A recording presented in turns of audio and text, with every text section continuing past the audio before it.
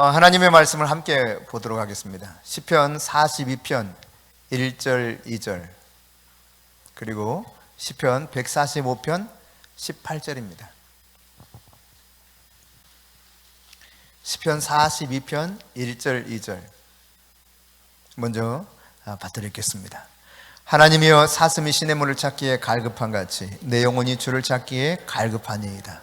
내 영혼이 하나님 곧 살아계신 하나님을 갈망하나니 내가 어느 때에 나아가서 하나님의 얼굴을 배울까. 아멘. 시편 145편 18절입니다. 네, 같이 읽습니다. 여호와께서는 자기에게 간구하는 모든 자, 곧 진실하게 간구하는 모든 자에게 가까이 하시는도다. 아멘. 사슴이 목말라서 물을 찾는 장면을 우리가 언젠가 영상 BBC에서 올려놓은 영상을 제가 잠깐 설교 시간에 보여드린 적이 있습니다. 얼마나 그 물줄기를 찾아서 그 비탈진 그 길을 막 헤매이는지, 정말 목이 타면 그 갈증을 해결하기 어렵기 때문에 어디라도 가서 물줄기가 흐르고 또 물냄새가 나면 그것으로 달려가게 되어 있죠. 그것은 비단 사슴만이 아닐 것입니다. 그런 이런 물을 갈급해서 목말라서 찾는 그 사슴처럼 살아계신 하나님을 갈망하는 그 영혼의 갈증이 이 시의 저자인 고라자손에게는 너무 컸다는 이야기예요. 우리가 어떤 것을 갈망하고 살아가는데 이것이 해결되지 않으면 못 살 것 같은 그런 갈증, 갈망, 그것이 있다면 어떤 것일까요? 사람마다 각기 다를 수 있겠습니다만 그 갈증의 원인이 어디서 오는가는 우리 인생을 돌아보면서 말씀을 통해 나를 조명해 봤을 때 내가 어떤 것을 갈망하고 그것을 정말 갈증에 시달려서 내가 마시지 않으면 안 될 만큼 그러한 가운데 살아갈 것인가. 여러분, 하나님의 마음을 확 사로잡을 만한 매력적인 사람, 미모가 뛰어난 미스 코리아 같은 사람일까요? 아니면 능력이 정말 많아서 뭐든지 척척 해낼 수 있는 사람일까요? 지식과 경험이 많아서 어떤 것이라도 잘 감당해내는 그런 사람일까요? 여러분, 하나님께서 정말 그 하나님의 그 마음의 매력을 느끼는, 그래서 하나님의 마음을 사로잡고 하나님의 가슴을 뛰게 할 만한 성도는 누구냐? 하나님의 임재를 사모하는 사람입니다. 하나님을 간절히 갈망하는 사람이에요. 오늘 고라자손이 그랬던 것처럼 영혼이 살아계신 하나님을 너무 갈망해서 정말 하나님 얼굴을 언제 볼 수 있을까? 이런 갈망을 가지고 사슴이 시냇물을 찾는 그 심정으로 하나님을 찾는 사람, 그 사람이야말로 하나님의 눈에 정말 매력적이고 너무너무 아름다운 성도일 것입니다. 하나님의 임재가 사라져 버리면요, 인생 사는 것이 얼마나 처참한지를 깨달았던 다윗은 시편 51편 10절과 11절에 이렇게 고백해요. 같이 읽어볼까요? 하나님이여, 내 속에 정한 마음을 창조하시고 내 안에 정직한 영을 새롭게 하소서.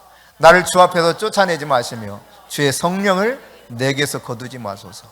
이것이 얼마나 힘든 문제였는가를 다윗은 잘 깨달았습니다. 실은 지금 이때가 어느 때입니까? 왕으로서 통치하는 때입니다. 왕, 전권을 다 가지고 있습니다. 이 왕의 명령 하나면 뭐든지 다 이루어질 수 있는 그런 능력과 권세가 주어진 상황 속에서 한 나라의 통치자입니다. 주변 나라들이 감히 쳐들어올 엄두를 내지 못할 정도로 점점 강성해 가던 그런 나라였습니다. 오늘날 요르단의 암몬이라고 하는 그 당시 라빠성도 무너뜨릴 수 있었던 강력한 군대를 가지고 있었던 다윗 왕이었습니다. 그러나 그는 정말 두려워하던 한 가지가 있었습니다. 그것은 정직한 영을 회복시켜 주셔서 주의 성령이 내게서 떠나가는 일이 없게 해달라고 이것을 기도하고 있죠. 여러분, 성도의 진정한 즐거움이 무엇일까?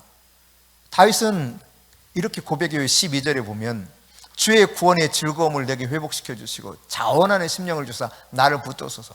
정말 성도가 제일 기쁘고 즐겁게 살아갈 수 있는 비결이 뭔가? 바로 성령 안에서 내가 회복되어서 주의 성령과 함께 살아계신 하나님과 함께 그 임재 속에서 살아가는 것이라고 하는 사실을 우리에게 말씀해 주고 있죠.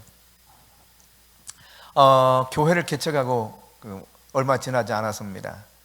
그 당시 이제 교회 안에서 영적으로 훈련받는 청년들이 있었어요. 그 청년들을 데리고 하루는 전도를 나갔습니다.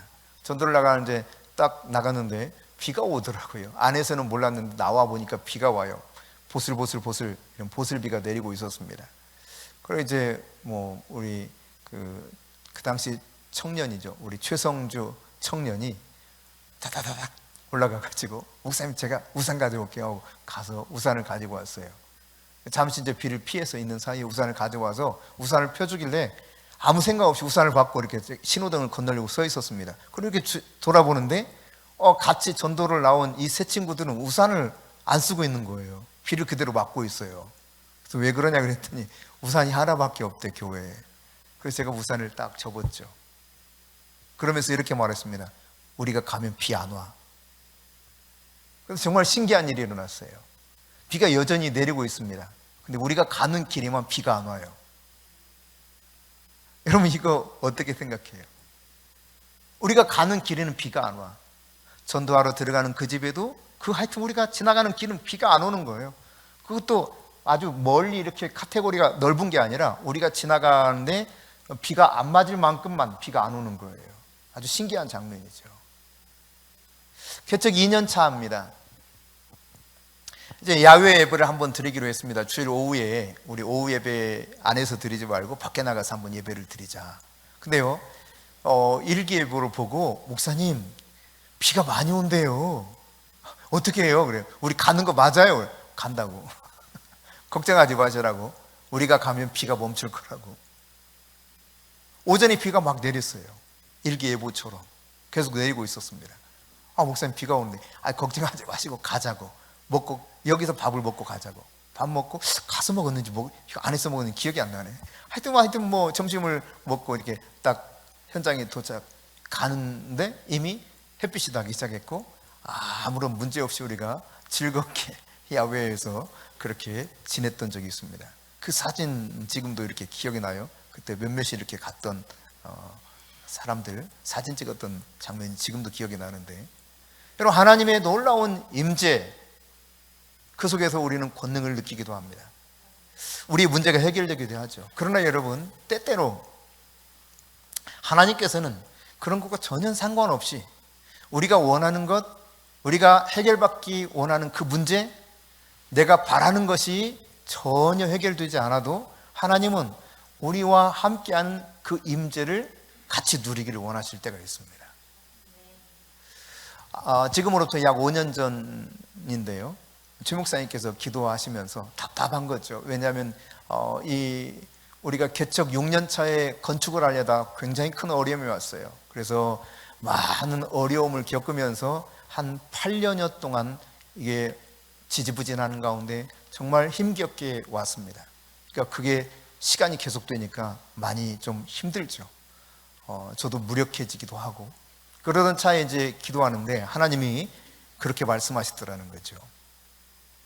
힘들어하니까 목회가 끝날 때까지 이 숫자만, 만일 이 숫자만 있는다 할지라도 너는 나를 사랑하겠느냐?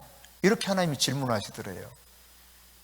그래서 여기서 여러분 어떻게 여러분 대답할 수 있겠습니까? 망설이지 않고 당연하죠 이렇게 하나님 앞에 대답을 했더니 하나님 하시는 말씀이 그럼 됐잖아. 이게 하나님의 말씀이었어요. 여러분 그렇습니다. 우리는 하나님의 임재, 이거보다 내 문제가 사라지는 것을 더 원할 때가 많습니다. 내가 추구하는 것이 채워지기만을 갈망할 때가 많습니다. 그러나 하나님은 나의 태도를 바꾸기 원하세요. 하나님의 임재를 구하기를 원하십니다. 하나님과 함께 있기를 원하세요.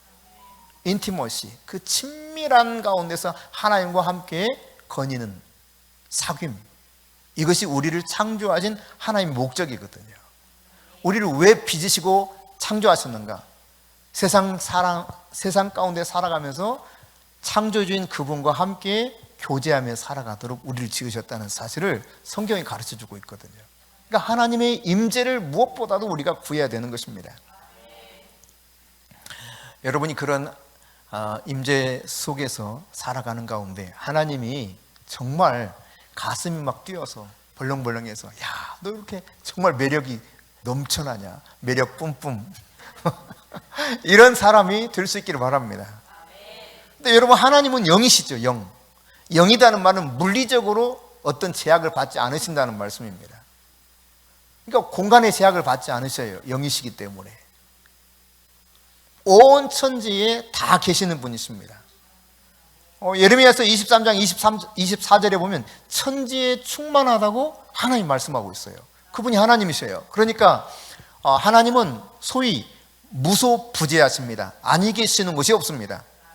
뿐만 아니라 예수님께서 이런 말씀하셨죠. 두세 사람이 내 이름으로 모인 곳에 뭐라고? 나도 거기 있다. 그러니까 하나님은요, 안 계신 곳이 없어요. 이 세상 모든 곳에 하나님이 거기 계십니다. 내가 단지 인식하지 못할 뿐이죠, 하나님은 항상 계셔요. 그래서 시편 139편에도 보면은 새벽에 저 바닷가 끝에 가도요, 거기 하나님 계신대요. 나의 생각을 다 알고 계신다고 말씀하고 있거든요. 그 하나님은 여전히 지금도 물리적 제약을 전혀 받지 아니하시고 영이신 그 하나님이 천지에 충만하시다. 그런데 여러분, 우리가 그러면 하나님의 임재를 향해서 갈망하고 굶주린다. 그럼 어떤 뜻일까? 여러분, 하나님이 어디든지 계시는데 그 임재를 왜 내가 다시 갈망하면서 굶주린 사람처럼 그 임재를 추구해야 되는가? 그건 도대체 어떤 의미인가? 여러분, 먼저 하나님의 임재에 대해서 더 깊은 깨달음을 말하는 것입니다. 여러분, 분명히 우리가 예를 들면 이런 겁니다. 이제 오신 지 얼마 안 된 분들을 이렇게 생각해 보면 내가 분명히 내 곁에서 함께 신앙생활 하고 있는 성도죠. 우리 신인아 집사님, 이문주 성도님, 박정우 성도님 다 이렇게 같이 아는 그런 성도입니다. 함께 있습니다. 곁에 있습니다. 그런데 여러분, 더 알기를 원하거든요. 더 알기를, 더 깊이 서로 알기를 원하고 그 속에서 정말 아름다운 영적인 교제가 있으면서 주님을 향해서 더 갈망해 나가기를 원하죠. 여러분, 남녀가 사랑에 빠져서 더 알기를 원해요? 이제 알았으니까 적당히 알고 이 정도만 우리 알고 이렇게 지내자, 거기서 선을 딱 긋고 맙니까? 더 알기 원하잖아요. 더 알기를 원하고 궁극적으로 그래서 함께 살기도 하는 거예요. 더 알기를 원해서. 그러니까 하나님 우리 곁에 계십니다. 우리 하나님 압니다. 그러나 하나님의 임재를 더 갈망하고 굶주린다는 것은 하나님을 더 깊이 알기를 원하는 거예요. 얼마나 그분이 놀라우신 분인가를 우리는 아주 부분적으로밖에 알지 못하거든요. 성령께서 지혜와 계시를 우리에게 주셔서 그분을 더 넓게, 길게, 높이 알아가기를 원하죠. 그분의 사랑이 어떤 것인가. 이게 바로 하나님의 임재를 향한 굶주림 속에 들어있는 것입니다. 야고보서 4장 8절에 보면 우리가 하나님을 가까이 하면 하나님도 우리를 가까이 하시겠다고 말씀하고 있습니다. 그러니까 우리가 가까이 하는 만큼 그분도 우리를 가까이 하시겠다고 약속하셨어요. 임재에 대해서, 그분의 임재, 그것에 대해서 여러분이 더 깊이 깨달아가기를 주님이 원하시고, 그렇게 원하는 사람들에게는 주님은 우리에게 주님이 어떤 분인가를 더 가르쳐 주실 것입니다.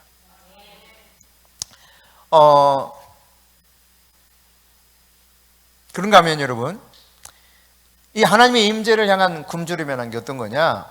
하나님의 성령으로 충만하게 채워지기를 갈망하는 거예요. 성령이 나에게 충만하게 채워지도록. 여러분, 성도는요, 예수를 믿으면 예수 그리스도의 영이신 성령님이 내 속에 찾아오십니다. 그래서 성령님이 내주하고 계시죠. 함께 사는 거예요, 우리 안에서. 그런데 내주하시는 성령님이지만, 그러나 우리의 삶 가운데 역사하신 하나님의 권능과 그 임재, 이것이 어느 정도인가에 따라서 삶이 완전히 달라질 수가 있어요. 천양지차입니다. 다른 삶을 살게 돼요.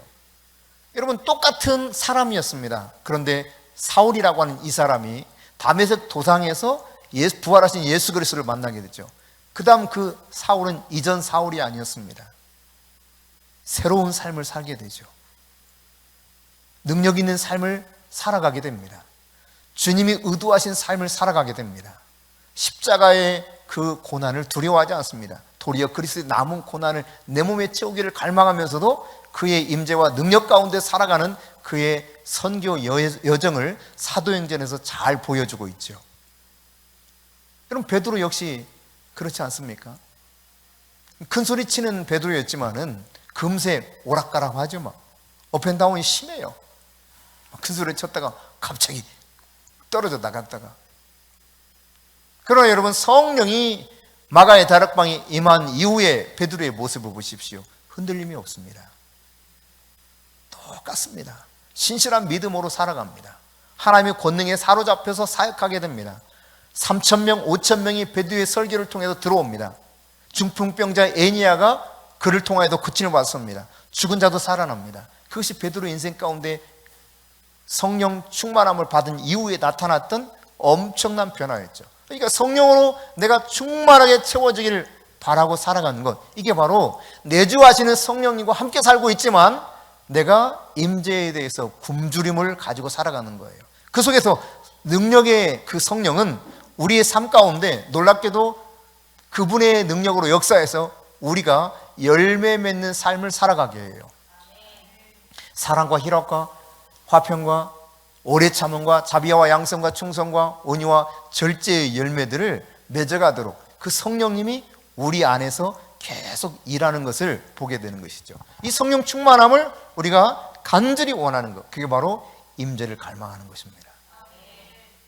세 번째로는요, 우리가 임재를 갈망한다는 것은 겉으로 드러나는 그 하나님의 임재를 원하는 거예요. 이 말은 어떤 특별한 상황과 사건 속에서 하나님의 강력한 역사를 내가 목격하기 원하는 것을, 바로 이 말씀의 의미인 것입니다. 마치 여러분 구약적인 사건에서 보면은 홍해 앞에서 홍해가 갈라지는 사건 같은 이런 엄청난 하나님의 권능을 목도하는 것이죠. 우리 양현숙 집사가 주중에 카톡이 왔어요. 다니엘 기도의 마지막 간증자였던 강내우 그 단장의 간증을 듣고 갑자기 이렇게 지난날 하나님께서 자신에게 능력으로 역사해 주셔서 들리지 않던 귀가 들리게 되었던 이것이 너무 감사해서 감격스럽다고, 그러면서 목사님 감사해 가지고 아주 그 뜻밖의 아주 오랜만에 그런 감격적인 그 내용을 담아 가지고 카톡을 보내왔더라고요. 여러분, 하나님의 개입하심으로 말미암아 내가 해결할 수 있는 문제 가운데 그분이 어떻게 역사하는가를 우리는 목격하기 원하거든요. 시편 145편 18절에 하나님은 진실하게 간구하는 자에게 가까이 하시겠다 말씀하셨습니다. 정말 내가 진실하게 원하고 구하면 주님이 우리를 가까이 하시겠다는 거예요. 제가 전에 이제 복음을 전하기 원하는 이 뜨거운 마음 때문에 영어를 배워야 되겠다. 그래서 펩이라고 하는 곳에 가서 영어를 배웠어요. 그리고 와서 영어로 설교하고 막 사역하기 원해서 한동안 그렇게 지냈던 적이 있어요. 그래서 이제 그 마지막 그 과정 마친 이후에 2주간인가 1주간인가 기억이 잘 안 나네요. 가서 이제 사역하는 게 있어요. 가서 영어로 설교하고 사역하는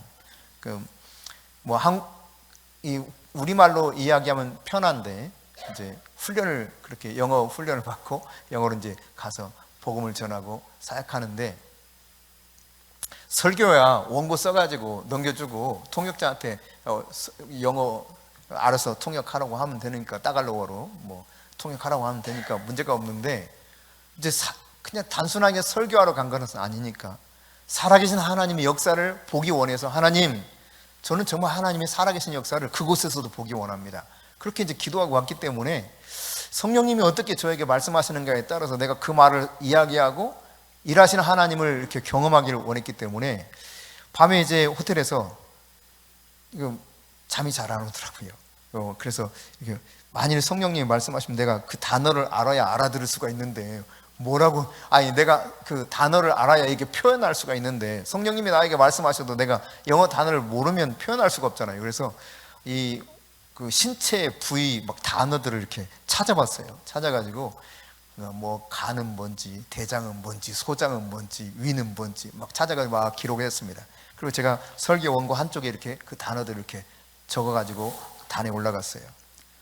설교를 하는데 성령님이 그날 말씀하셨습니다.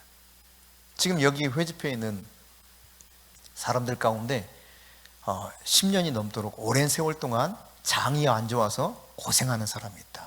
근데 하나님이 지금 고치신다고 그런다. 이거는 제가 이제 표현한 거예요. 그랬더니 통역을 하니까 저 뒷자리에 앉아있던 한 50대 초반 그 정도 되는 아주머니가 자기라는 거예요. 그러더니 갑자기 손을 들고 잠깐 좀 나와서 간증해도 되냐요. 갑자기. 그래서 왜 그러냐고 제가 이제 물었어요. 통역자한테 물었더니 지금 바로 나와버렸다는 거예요. 그렇게 고생했는데 그 말씀하는 그 순간 싹 나와버렸다는 겁니다. 그래서 나와서 이제 그러면 간증을 해봐라 그랬더니 자기가 얼마 동안 어떻게 고생했는지, 그리고 지금 말씀하실 순간 성령님께서 자기에게 찾아오셔서 깨끗이 고치는 것을 실제로 경험하고 이제 아무 문제가 없다, 이 사실을 간증하게 됐어요. 사실 그 지역은 우범 지역이었습니다. 그래서 우리를 안내하던 그 필리핀 현지인 목사님의 말에 의하면은 단 한 번도 그곳에 전도자들이 온 적이 없대요. 주로 이제 감옥에서 출소한 사람들이 모여 사는 그런 우범 지역이기 때문에 자칫하면 총기 사고가 일어나기 때문에 안 들어왔다는 겁니다. 근데 우리가 처음 들어왔다는 거예요. 물론 그 사실을 알고 거기 갈 사람이어서 제가 제일 먼저 손들었거든요. 제가 거기 갈게요 해가지고 한 분이 저하고 같이 간다고 해서 같이 가서 이제 그랬었는데 하나님이 사람들을 불러 모아주시고 그 속에서 그렇게 일하셨어요. 근데 이 사실을 들으면서 예배가 마친 다음에 한 분이 저에게 기도 요청을 했습니다. 그분은 할머니였습니다. 할머니, 눈이 안 보이는 할머니. 기도를 3차례 해드렸어요. 한 번 기도하고 보이냐 할 때 약간 보인대. 2번째 기도하고 잘 보이냐? 조금 더 잘 보인대. 3번째 기도하고 어떠냐 할 때 더 잘 보이긴 한데 아직은 완벽하지 않대요. 믿음대로 될지어다 하고 저는 그냥 이렇게 마무리 지었죠. 예수님도 그렇게 하셨으니까. 그랬더니 이제 또 한 분이 기도를 해달래요. 젊은 청년이었습니다. 남자 청년. 근데 소개하는 걸 보니까 감옥에서 출소한 지 한 달도 채 안 된 사람이라는 거예요. 이 지역에서 제일 무서운 사람이어서 사람들이 잘 이렇게 마주치기를 싫어하는 사람. 근데 오늘 찾아왔다는 거죠. 예배당에. 그래서 같이 예배를 드리고, 그리고 기도해달라고 그래요. 뭘 기도해 주길 원하냐 그랬더니 본인이 이 시간 예배를 드리면서 진짜 자기도 예수를 믿어야 되겠다, 이런 생각이 들었다고, 자기 영접하기를 원한다고. 그래서 영접 기도를 제가 하게 하면서 복음을 전했던 그런 때가 있었습니다. 여러분, 내가 원하는 마음이 있으니까 하나님이 오셔서 그 속에서 기름 부어주시고 역사하시는 거예요. 이 설교 내용을 이제 다시 어젯밤에 훑어보기 시작했어요.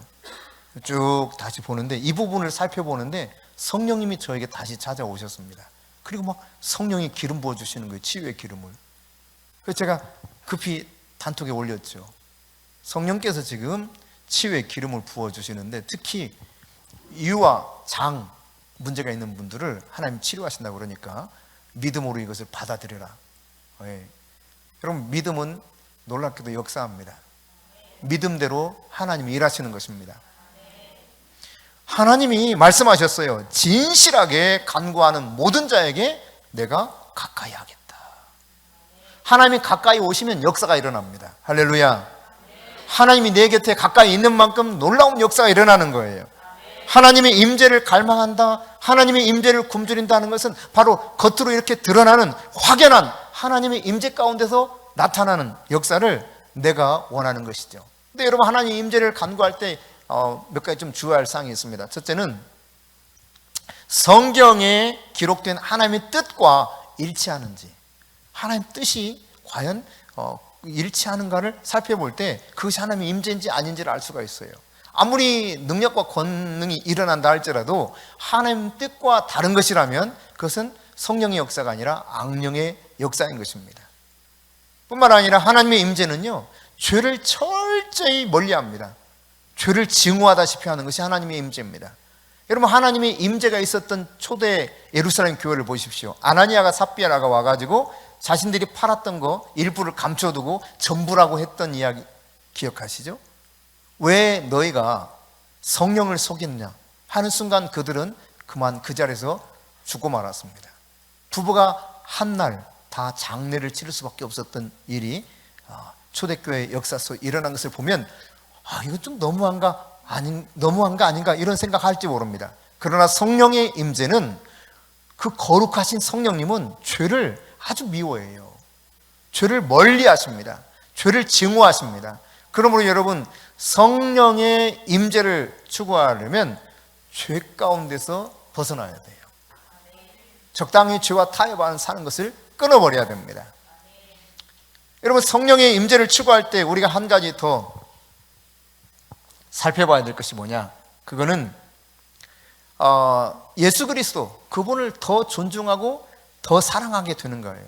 성령의 임재를 구한다고 하는데, 성령의 임재를 속에서 내가 충만하게 사랑한다고 하는데 예수님을 더 높이지 않고 예수님을 더 사랑하지 않는다, 뭔가 문제가 있는 것입니다. 왜냐하면 성령은 철저하게 예수님을 조명시켜요. 예수님이 더 높임받도록 사역하시는 분이 성령 하나님이십니다. 따라서 성령의 임재가 나에게 충만하고 성령 충만할수록 나는 예수님을 더 인정하고 예수님을 더 사랑하게 되는 것이죠. 아멘? 네, 그렇습니다. 여러분이 하나님의 가슴을 뜨게 하는 성도가 될 수 있기를 축복합니다. 하나님이 여러분 매력에 확 사로잡혀서 와, 어쩜 좋아, 이런 사람. 한 3, 4주 전인가 우리 이문조 성도님이 카톡에다가 이렇게 영상 하나, 짧은 영상 하나 보내오셨어요. 우리 손주예요 해가지고. 근데 왜 그렇게 그 손주 영상이 그 우리 이문조 성도님 가슴을 뜨게 했을까요?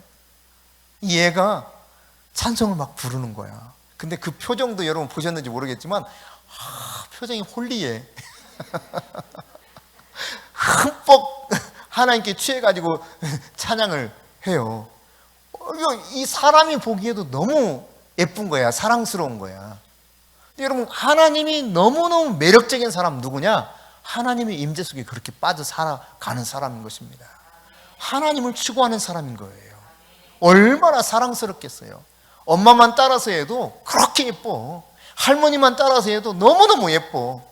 근데 여러분, 하나님이 원하시는 그 임재 안에 들어가서 하나님과 친밀해지기를 원한다. 하나님이 도저히 가만히 있을 수가 없죠.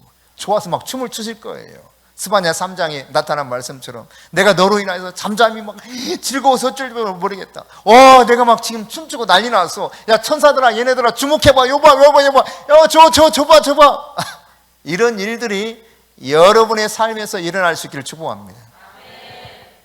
근데 우리가 하나님의 임재에 초점을 맞춰서 살아가려면은 먼저 현실을 인정해야 돼요. 내 현실을. 내가 어떤가. 여러분, 사람이 말이죠, 나에게 하나님의 임재가 없다는 것을 인정하는 것이 쉬운 게 아닙니다. 다 마찬가지예요. 그러니까 적어도 나는 하나님이 늘 함께한다, 하나님의 임재가 나에게는 있어, 이렇게 생각하기가 쉽지, 내가 하나님의 임재 없이 그냥 무미건조하게 신앙생활을 하고 있다는 사실을 인정하는 것이 쉽진 않아요. 여러분, 열매가 내 안에 없어요. 성령의 열매가 없어요. 내 안에 정말 말씀에 대한 열매가 없어요. 내가 영적인 것에 대해서 관심이 없어요. 도대체 모든 관심사가 다 세상 사람들이 꿈꾸는 것들만 관심을 다 기울이고 있습니다. 내가 정말 예수님이 원하는 비전이 없이 살아가요. 내가 하나님의 말씀에 전혀 순종하는 삶이 없습니다. 그런 가운데 있다면 이것은 분명 영적인 임재와 관계없이 하나님의 임재가 없다는 자신의 모습을 그대로 드러내는 것이죠. 내 현실을 인정해야 돼요. 주님, 제가 이렇습니다. 주님, 제가 이러네요. 이걸 먼저 인정해야 돼요. 내 모습 그대로 인정할 때 주님이 나를 긍휼히 여겨주시거든요. 그런가 하면 여러분, 내 마음을 하늘 아버지께 맞춰야 됩니다. 하나님의 의로 나에게 가득 채워야 됩니다. 그럴 때 내가 하나님의 임재에 온전히 올인할 수 있게 돼요. 여러분이 하나님이 보시는 관점으로 세상을 볼 줄 알아야 된다는 이야기입니다. 하나님이 즐거워하고 기뻐하는 것을 나도 즐거워하고 기뻐할 수 있어야 돼요. 감리교회 창시자 존 웨슬리죠. 이 존 웨슬리는 이렇게 말했습니다. 나는 영원히 남는 가치를 기준으로 모든 것에 가격을 매긴다. 여러분, 가격이 천차만별이잖아요. 귀중한 것은 그만큼 가격이 많이 올라가 있습니다. 소위 명품이라는 게 왜 그래요? 그 가격이 비싸서 그래요. 가격이 비싸서. 가격에 맞게 좀 뭔가 약간 고급스럽겠죠.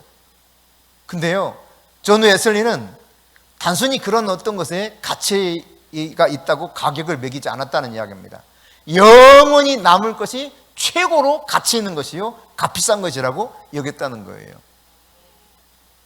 우리는 무엇에 대해서 가치를 두고 살아갑니까? 미국의 휘튼 대학교라고 하는 명문 중에 하나가 있습니다. 이 휘튼 대학교를 수석으로 졸업했어요.